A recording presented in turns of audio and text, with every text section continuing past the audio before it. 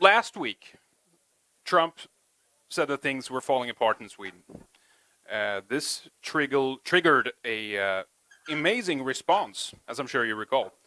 I'm sure you remember, the reactions from the libtards was that Trump had made up this terrorist attack in Sweden, right, the night before. This was not the case. It was simply, with some level of ambiguity, of course, that he was referring to the general situation in Sweden with crime, violent crime, drugs, gangs, rapes, all that kind of stuff. So he'd been watching a report on Fox News. They had a filmmaker there, Amy Horowitz, talking about his experiences being in Sweden, measuring the success of multiculturalism. And it was frankly a pretty modest segment. It was airing on Tucker Carlson's show. So increase in crime is through the roof in Sweden. Some estimates are as high as, 1,400%? Since a few years back. And the fact is we didn't have these levels of crime in Sweden before immigration. It's just a fact. But since the Swedish state doesn't keep statistics on crime by ethnicity, it becomes occasionally difficult to get this point across. And it's difficult for people to realize that this change in the criminal landscape in Sweden is not attributable to a drastic change in the introvert nature of most Scandinavians. It's a very, and it has been a very, very peaceful country, maybe even too peaceful. So it's only with rapid demographic change that this behavior is starting to change. So what happened is that CNN and other fake stream news outlets, media had on all kinds of people on their shows discussing why Trump was wrong and why what he said wasn't true. Several guests even made guarantees and ensured us that everything is as it should be in multicultural Sweden. Don't worry. And also in other European countries that he was referencing, that has this diversity edict, this religion enforced on them. So the response from our politicians, the State Department, the Swedish Embassy in the US, and our Prime Minister was one of disbelief, right? Everyone was perplexed and said, we have no idea what he's talking about. What is this, So even an ex-Prime Minister, the Bilderberger Carl Bildt, even went so far to accuse Trump of smoking something in one of his tweets. So as a consequence of this disingenuous reporting, lies, people think that all of this is fake, the general people out there. That our concerns are not real, that we are making all of this up, and Trump is making it up. It's all fake news. So other replies to Trump that I saw included, are you saying that the Swedish government is lying? Right? So they have now begun to channel the spirit of the good old days of Pravda. Only the state disseminates the truth. And you objecting to it is not double plus good. So never in human history has a government lied to its people, right? It just doesn't happen. So obviously the answer to this is pretty simple. Yes, they are lying to us. The government is not only lying, they're covering it up actively. So despite the fact that CNN and most liberal press outlets in America criticizes official statements themselves coming out of the White House and their government basically, with Trump in it now, they're too blinded to realize that we are just simply doing the same. People like us in this room, we're also we're expressing our concern with the fact that our government is lying, just like they are. But again, because we live in a liberal, multiculturalist, socialist, utopia here in Sweden, they have to reinforce this image all the time that things are great. So they're too blinded by their own liberalism to realize that we are just exercising the same muscle that they are. And we're calling out the media and the government for their endless string of lies and their fake reports. So despite years of degrading situation with stories after stories from the mainstream mind you, about how police are losing control in many areas in Sweden. We are still not allowed to connect the dots and begin to see a pattern. That is the crime, right? Despite official statements from the chief of police in Sweden, Dan Eliasson, how surprised he was about the levels of crime, how much it's gone up in the country. The police and the government has now abdicated their responsibility of keeping us safe. And in some cases, they've even explicitly said so. So they are not keeping their citizens safe. They admit that they've lost control in some areas. When you talk about no-go zones, you're crazy, right? Police are quitting, they can't do their job, etc.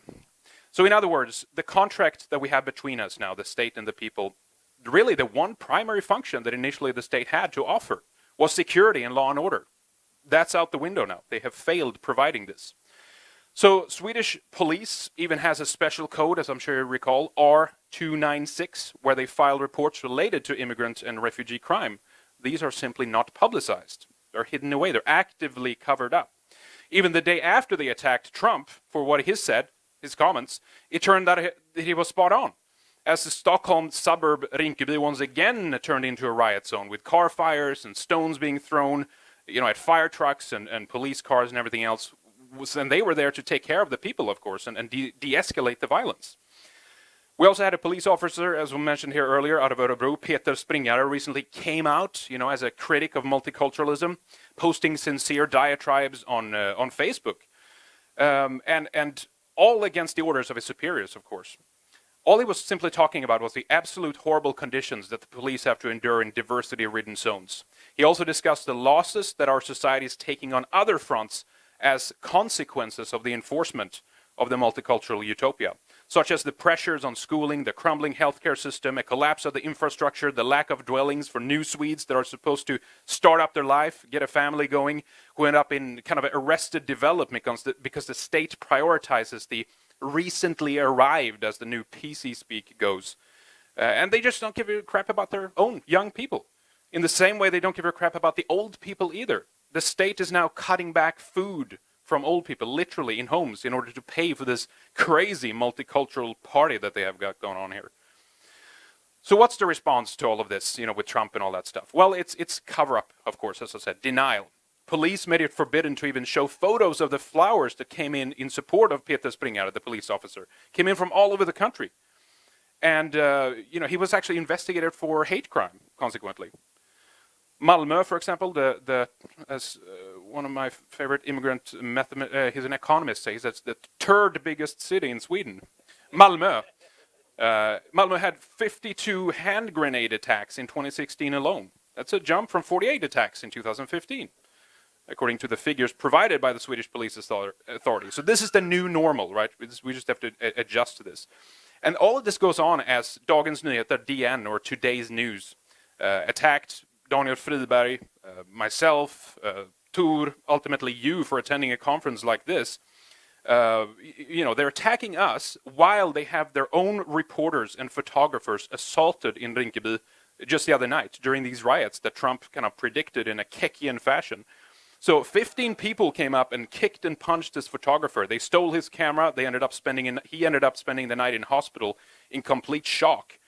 He was just there to cover these riots, and probably even from a kind of a semi-supportive perspective, right? That doesn't help.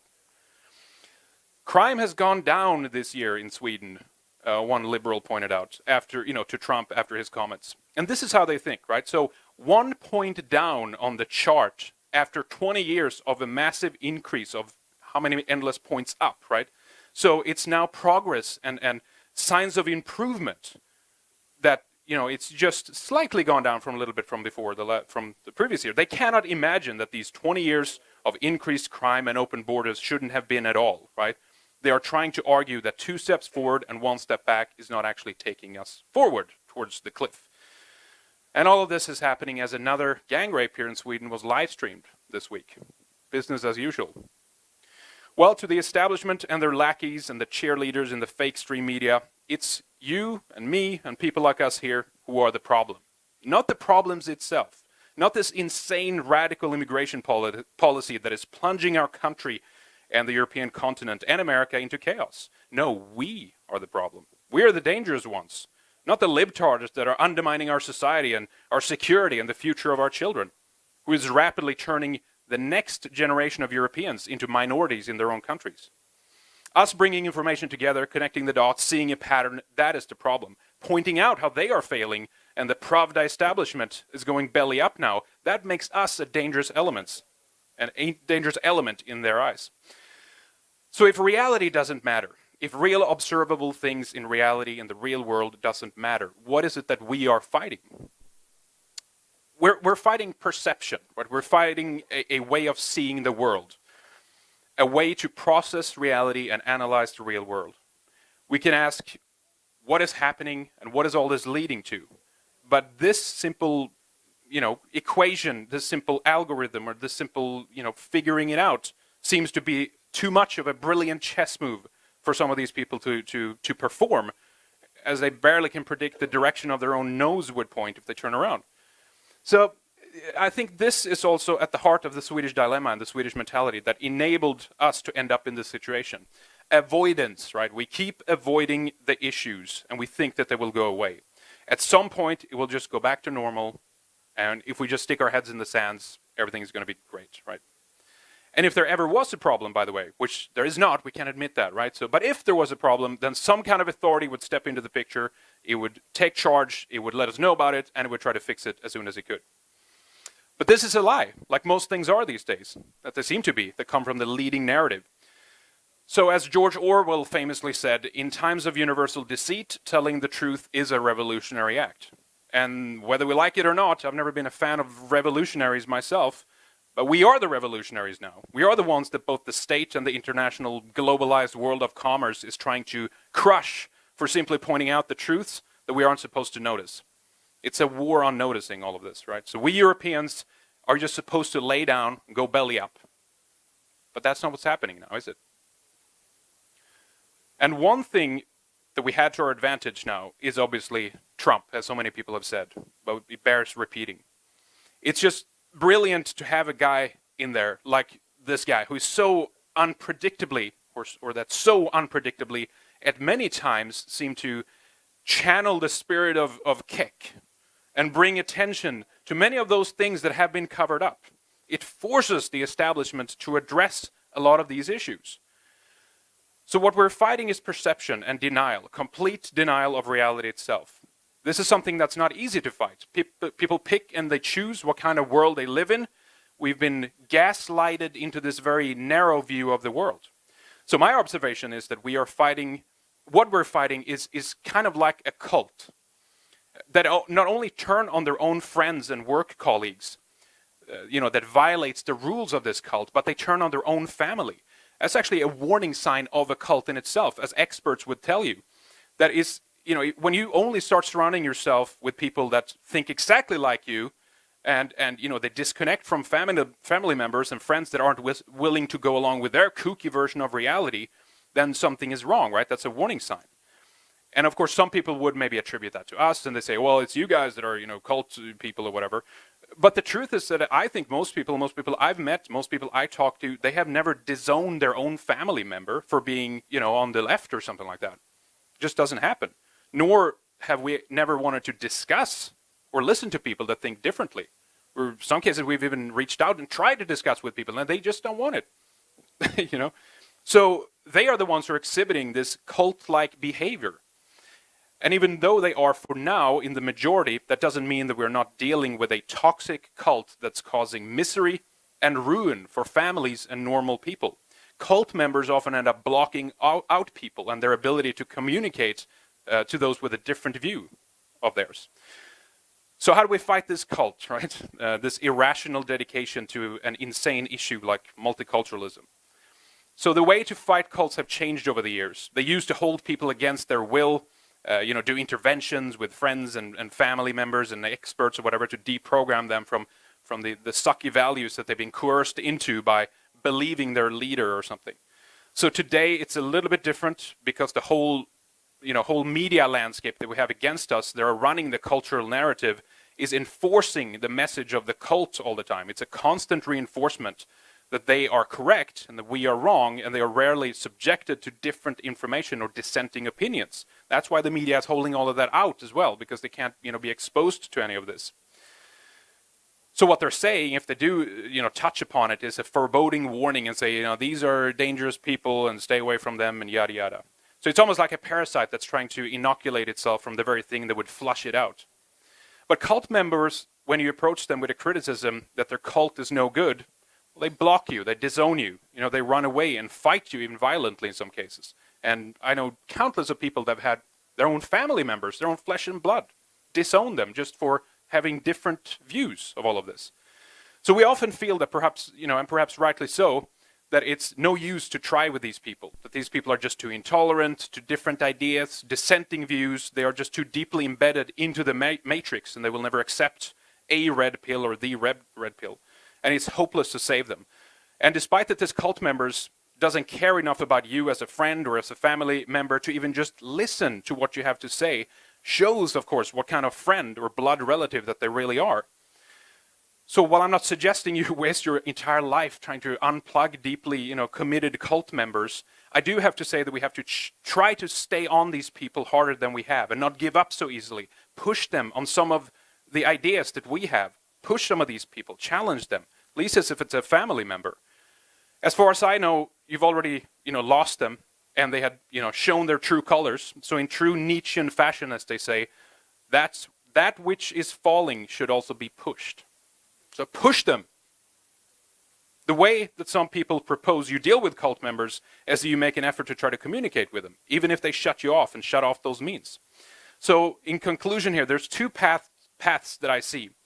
One is that life will awaken these people per automatic, right? As reality comes in on them, as they experience things that doesn't correlate with the version that their cult leaders and the media and the politicians and Hollywood and all these people are telling them.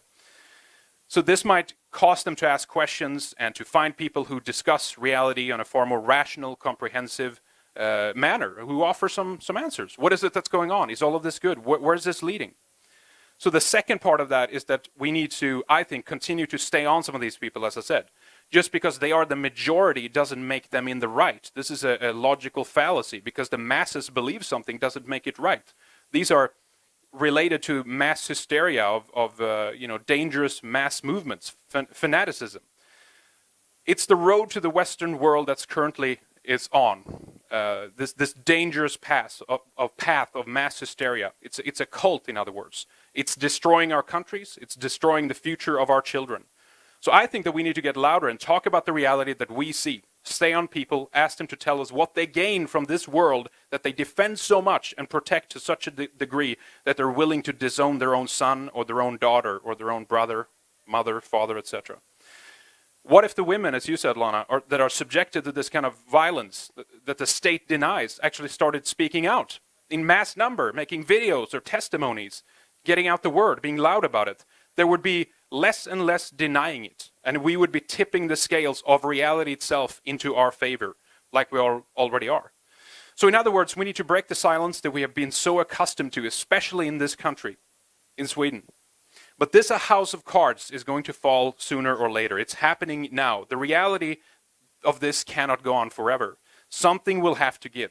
Either the fabric of society itself and the deniers will be forced to look at it, or it will turn before that point. And it will be enough if we actually wake more people up. I'm not sure. But the subtitle, if you will, for this conference was Rise from the Ruins. And as far as I see it, the ruins are being made right now. We are not making them, but we can certainly utilize them. And although it might be seen as an act of desperation to say this, when we do hit rock bottom, society speaking, we will have nowhere to go but up. And perhaps it's a bit of desperation and a bit of destruction that we need to wake from our slumber. Thanks.